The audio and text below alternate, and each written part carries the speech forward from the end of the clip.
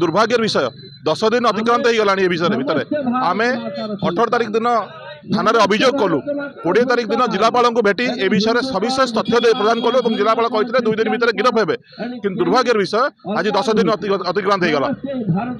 जड़े 2 जन गिरफ होती कौन अपराधी गिरफ होना जो प्रत्यक्षदर्शी से शताधिक लोक मुसलमान मान भितर पाखापाखि 30-40 उद्भ्रांत मुसलमान युवक मैंने टेकापतर फोपाड़ा घटना करते किंतु कहीं गिरफ होना पर्यंत। अच्छा द्वितीय कथा जो थाना से गिरफ करवा आम दाबी रही। द्वितीय जो थाना अंडर ए प्रकार घटना बारंबार घटना घटी दौची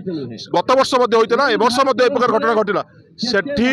आमे चाहूचु सेठी कौन माने से जो थाना अधिकारी को निलंबन करा जाऊ एवं जो स्थान रे प्रकार घटना घटुची से स्थान रे गोटे स्थायी पुलिस रो आउटपोस्ट तैयारी करा जाऊ। चतुर्थ रे गुजिदरा सोशल मीडिया को केंद्र करी गोटे गंडगोल होता से गंडगोल रे अपराधी मान को गिरफ न करी पुलिस 2 जन पाठ पढ़ुवा कम बयसर युवक जो माने कि कौन प्रकार से घटना संपृक्त नथिले घर उठे नहीं गिरफ कर कोर्ट चालान कर विरोध में होता केस को प्रत्याहार करूँ सरकार। तेणुक यही 4टी दाबी नहीं आम ये धारणा बसीचु जदि प्रशासन आम बारंबार चेतावनी देवा सत्वे बारंबार अनुरोध करने कौन पदक्षेप नौना से आम आगामी दिन में जो आंदोलन को आहरी व्यापक करूँ आवश्यक बोले भद्रक बंदर डाकरा देवु। तेणुक निवेदन करुँ जिला प्रशासन को से आम मान समस्त दाबी को ग्रहण करी आम समस्त दाबी पूर्ण करंतु। गत 17 तारिख दिन भद्रक ऐतिहासिक रामनवमी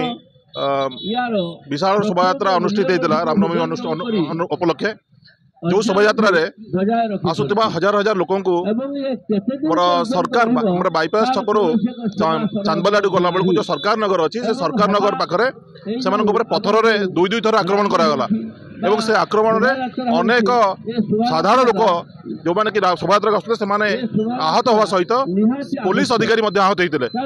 रंजन महांती हिंदू संगठक तथा विश्व हिंदू परिषद प्रांत प्रचार प्रमुख रूप से कार्य करुच्ची धर्मरक्षा समिति तार आभा ग्रुप दायित्व निर्वाह करुच्ची।